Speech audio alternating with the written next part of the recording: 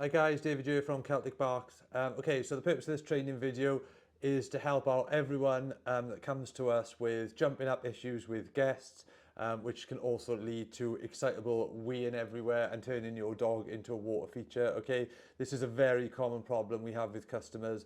They always come to us saying, every time I have guests over, they're jumping up, they're too excitable, they don't calm down, and that's led to them not even having guests over, okay, or it causing issues when people deliver parcels and such like.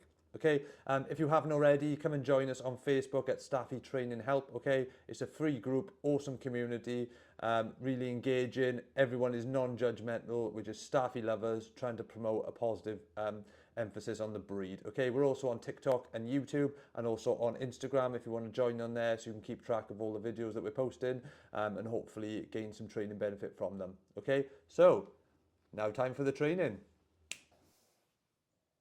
Okay, so threshold training, okay, this is brilliant for things like jumping up when guests or postmen come, okay. There's two ways we can sort of deal with this. So if you're in the hallway like this and someone knocks, obviously it's got to be dealt with immediately. So this is why we teach this sort of threshold training, okay. The other training you can teach is a place command, okay. So what will happen then is this works better if the dog bed is in the living room with you or the room that you normally frequent in, okay.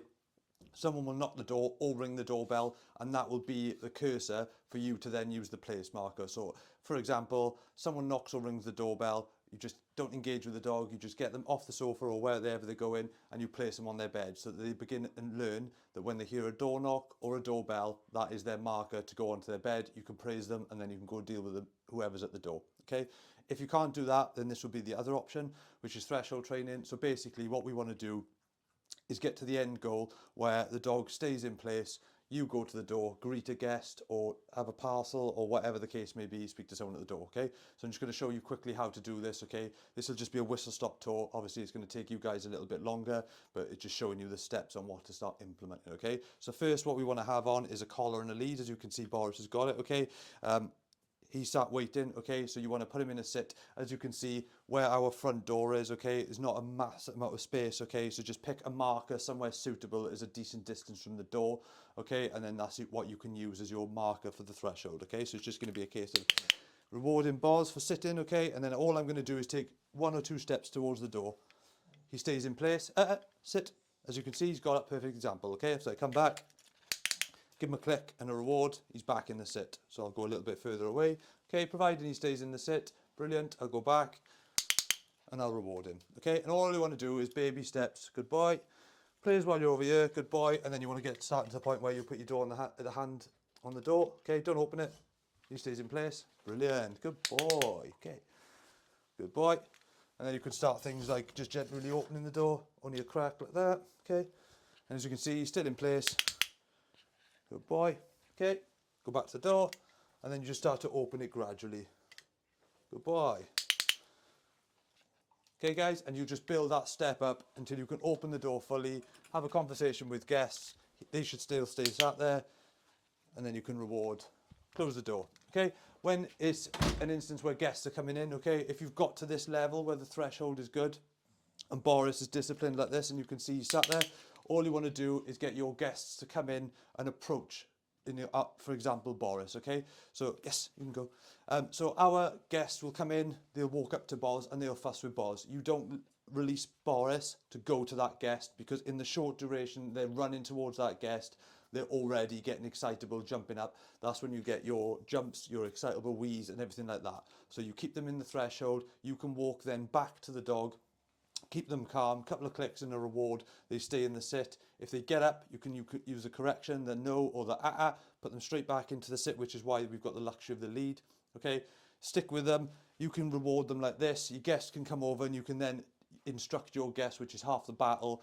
Yes, you can give them a smooth and a fuss, okay, but don't be overexcitable. Just a case of good boy, nothing, oh, good boy, boy, because you can see Boris's reaction now, he's going nuts, okay?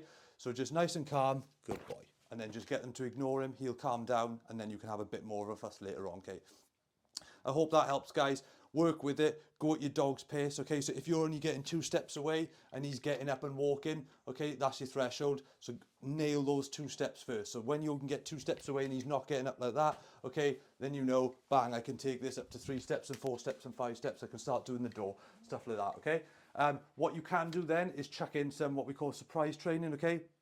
So if you've got other family members, a couple, whatever, start using them. So once you've nailed this without any distractions and you can open that door fully, and for example, Boris is still sat there, start throwing in some surprise training. So get someone to go outside, and while you're potting around in the kitchen, bang, knock on the door. You know it's coming, it's already planned, they won't know it's coming. You come and do exactly the same and see if you can get to the point where you can open the door and allow that guest to come in, okay? When the guest comes in, it's gradual. Guest comes in one step, okay? Because it's planned, you can do it with them. Obviously, if it's a postman, it's completely different, which is why we say to do the surprise training.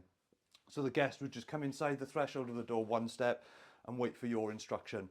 For example, if Boris is doing it, and the guest comes in one step and he stays seated, brilliant. Guest can come in 2 steps, 3 steps, whatever the case may be, until you can get that guest to walk confidently up to the dog and they're still sat. They can have a bit of a fuss, like I said, don't be too excitable, just a little smooth, good boy, and then you can give your reward marker to release him from that sit or that threshold position.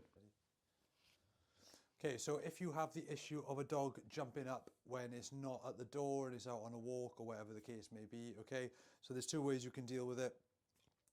If it's already happening, obviously you're going to have to stop that behavior from occurring, okay? So all you need to do is just give a sharp push down to the dog, okay, to get their paws back on the floors. If you need to, you can take a step forward to throw them off balance if they're on their back legs, okay? Once they're down, like Boris is now, paws on floors, okay, then it'll be a case of click and reward and treat. Okay, Boris doesn't jump up. Even if I influence him to jump up, he still won't do it, okay, because we've gone so long now to the point where he knows it's not acceptable. So unfortunately, there's no demo on that front, okay? But all you need to really achieve is pushing down, giving the no or the command, okay, as a correction, get the paws on the floor, and when they're seated and they're calm, paws are on floors, then you can click if you're using a clicker, okay, and reward with that treat. For the start of it, you may only get 2 seconds on the floor and they may jump back up. That's completely fine, okay? You just follow that process again. For the first week, you're going to have a bit of a battle of wills, okay? But it will start to get better. The pause on the floor's time will increase a couple of seconds into minutes, okay?